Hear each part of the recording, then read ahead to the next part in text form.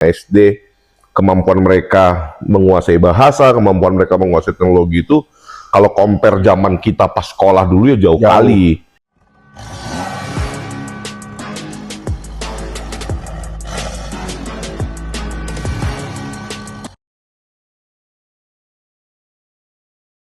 Ya mungkin, baiklah kita juga sebagai ayah punya anak.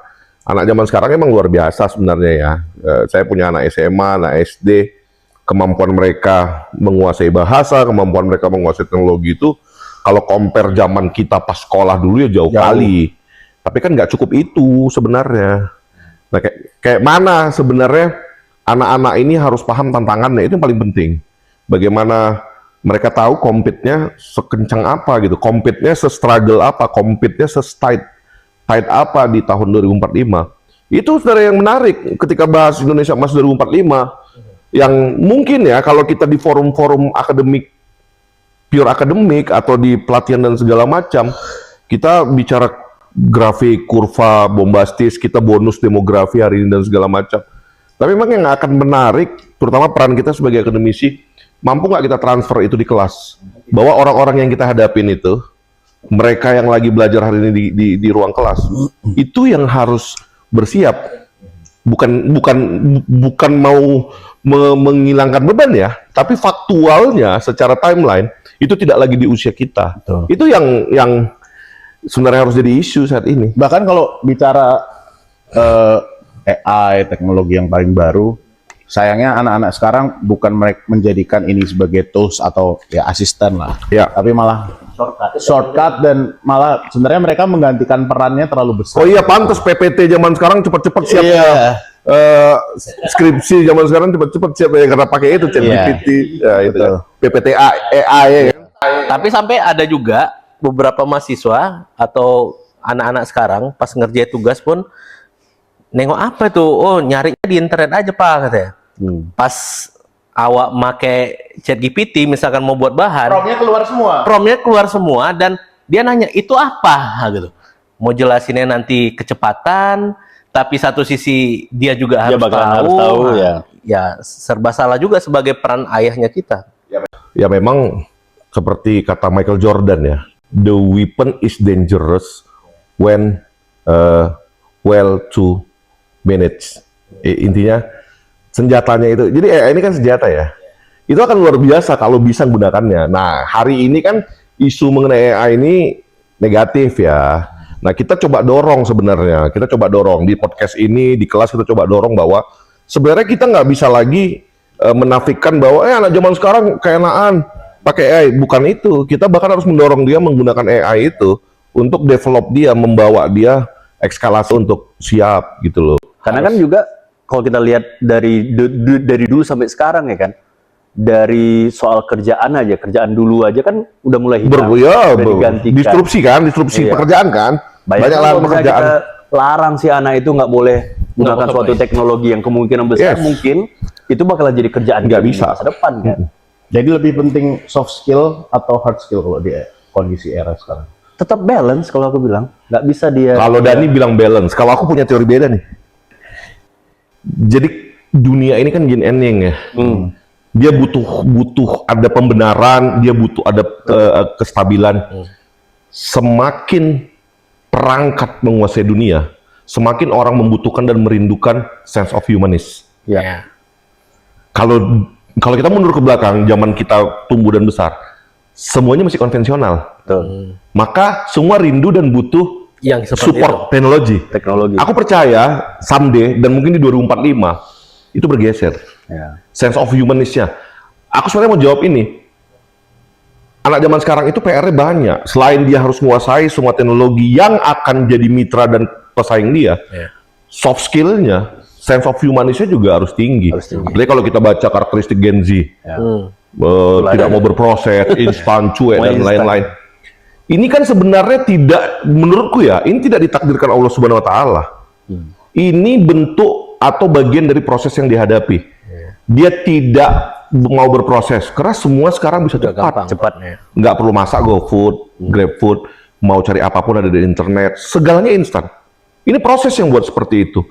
Mereka orang yang bosan. Kenapa? Gitu-gitu. Alternatifnya, opsinya banyak. Banyak kali. Dan seterusnya yang disebut sebagai negatifnya Gen Z.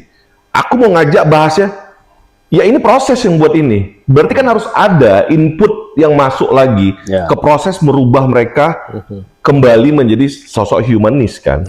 Bukan membiarkan kondisi hari ini memprosesing mereka menjadi yang tadi instan, tidak tahan proses.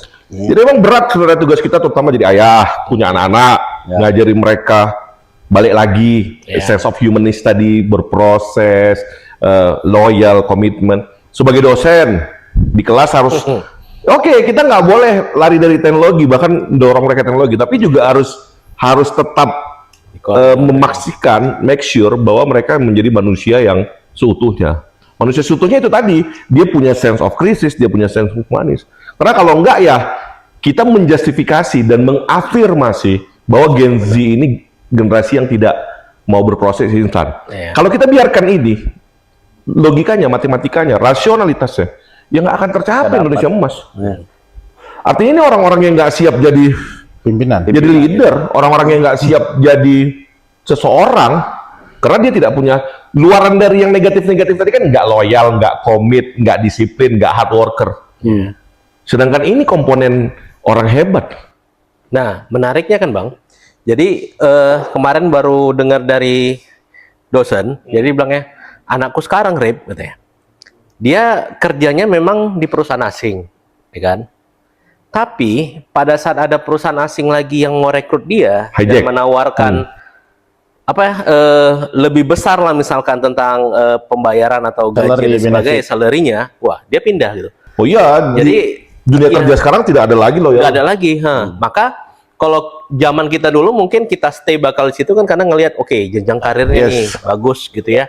Tapi saat ini kayaknya Gen Z ini bukan mikir tentang jenjang karir, tapi di mana dia nyaman dan dapat apa dia di situ. Ya, jadi kalau dibilangkan, kalau dibilangkan bosannya tadi, bilang Bang Doli bosannya nggak mau berproses, sebenarnya berproses gitu, tapi dengan cara yang berbeda ya. Dengan melihat ada yang menawarkan yang lebih nggak ya? Ada timeline yang berbeda. Kalau dulu kita bicara perusahaan yang bagus ya, sampai hari ini skripsinya mesti ada. Tingkat turnover. Padahal faktualnya hari ini orang tidak lagi melihat tingkat turnover sebagai keberhasilan perusahaan. Karena turnover udah banyak. Karena masa kerja orang sekarang berpindah-pindah. Jadi tidak lagi melihat kualitas seseorang dari rasio turnovernya atau masa kerjanya, udah nggak itu. Nah, itu juga sebenarnya yang harus dirubah mindsetnya, baik generasi yang sekarang Gen Z, terutama generasi milenial yang masih memberikan predikat atau label tentang komitmen dan loyalitas itu dari jangka waktu. Dari kasus yang Arif bilang dan kita sama-sama lihat sekarang saat ini, hijack, pindah 2 tahun, project baru, startup dan lain-lain. Ternyata loyalty dan komitmen bukan itu. Hari ini terjadi pergeseran. Nah ini yang generasi, semua generasi ya yang hari ini masih hidup di dunia ini harus paham terjadi pergeseran itu kan. Perilakunya berbeda sekarang ini. Di bola aja udah jarang nengok pemain one man club kan. Kayak Francesco Totti. Iya, kayak Totti, kayak Maldini, kayak Del Piero udah nggak baik. Kenapa? Karena memang challengingnya berbeda. Artinya itu analogi yang paling sederhana ya, menggambarkan dunia kerja saat ini.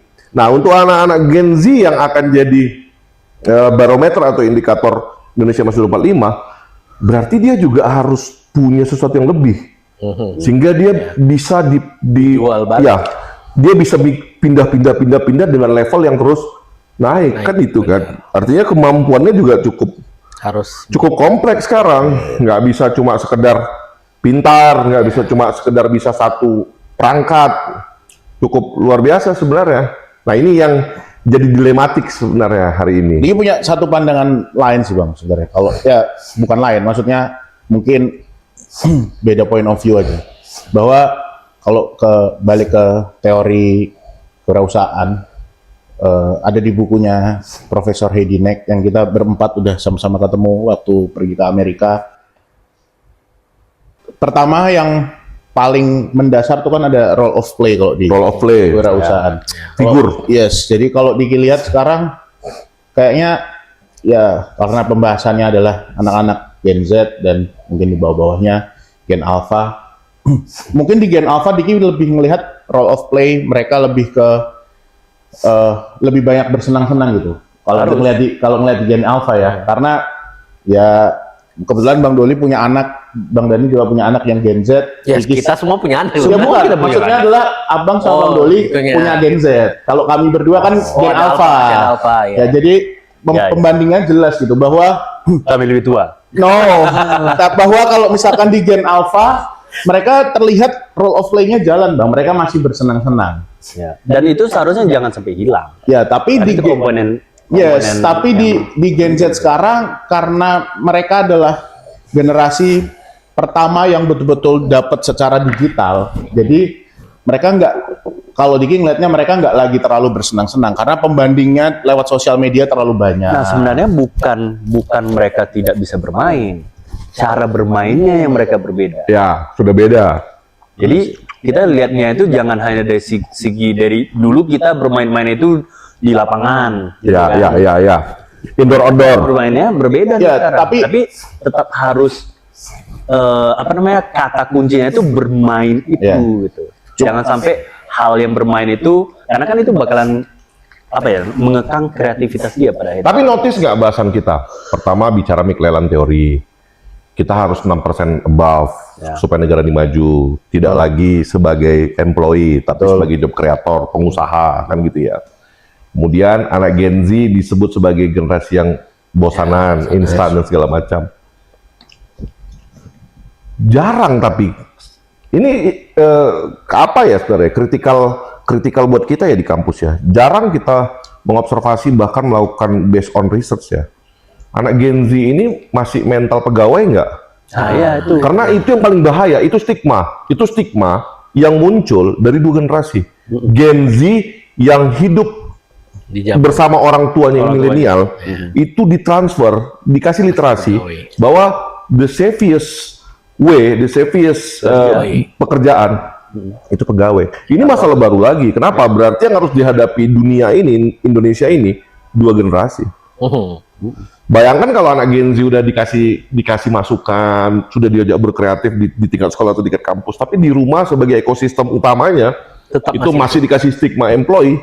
Itu yang jadi masalah. Masih sih, Bang. Masih sih. Masih. Karena permasalahannya kan apakah di 2045 itu akan lebih banyak orang yang berpikirannya itu untuk berwirausaha atau kerja kantoran? Mana ini lebih banyak? Jadi, nah ini yang sebenarnya harus dipredik, harus diforecast ya. Karena kan nggak mungkin ujuk-ujuk tiba-tiba di 2045 semua.